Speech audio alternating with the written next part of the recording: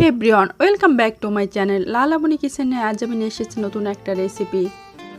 আমি রেসিপিটি করার জন্য এখানে 3টে কলা কেটে নিয়েছি, আর নিয়েছি ছোট একটা আলু সেদ্ধ করে নিয়েছি, আর নিয়েছি 4 পিস ইলিশ মাছ, কালো জিরে বাটা নিয়েছি, জিরে বাটা নিয়েছি, শুকনো লঙ্কা বাটা নিয়েছি, আর কাঁচা লঙ্কা বাটা নিয়েছি। কড়াইতে সরিষার তেল দিয়ে দিব। আমি এই রান্নাটা সরিষার তেল দিয়ে করব।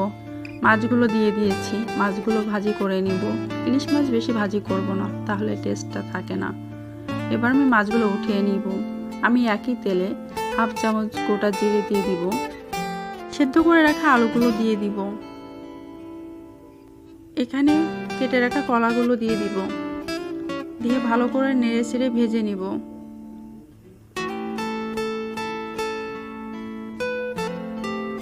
এবার এখানে আমি 1 চামচ লবণ, 1 চামচ হলুদ গুঁড়া দিয়ে ভালো করে নেড়ে চেড়ে ভেজে নিব।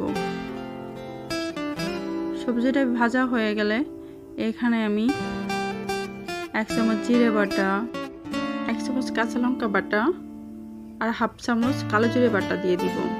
এখানে কয়টা তেজপাতা দিয়ে দিব। মশলার সঙ্গে সবজিটা ভালো করে কষিয়ে নিব। এখানে হাফ চামচ শুকনো লঙ্কা বাটা দিয়ে দিব, দিয়ে ভালো করে নেড়ে চেড়ে কষিয়ে নিব। মাছগুলো দিয়ে 1 কাপ জল দিয়ে দিব।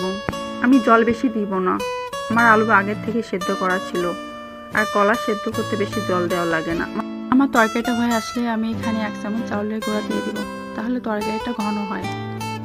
এবার আমি নামিয়ে নিব। এবার রেডি আমার ইলিশ মাছ আর কাঁচকলার তরকারি। আপনাদের যদি রেসিপিটা ভালো লেগে থাকে তাহলে ফ্রেন্ড অ্যান্ড ফ্যামিলির সঙ্গে শেয়ার করুন, আর প্লিজ সাবস্ক্রাইব করুন আমার চ্যানেল। রেসিপিটা দেখার জন্য অনেক অনেক ধন্যবাদ।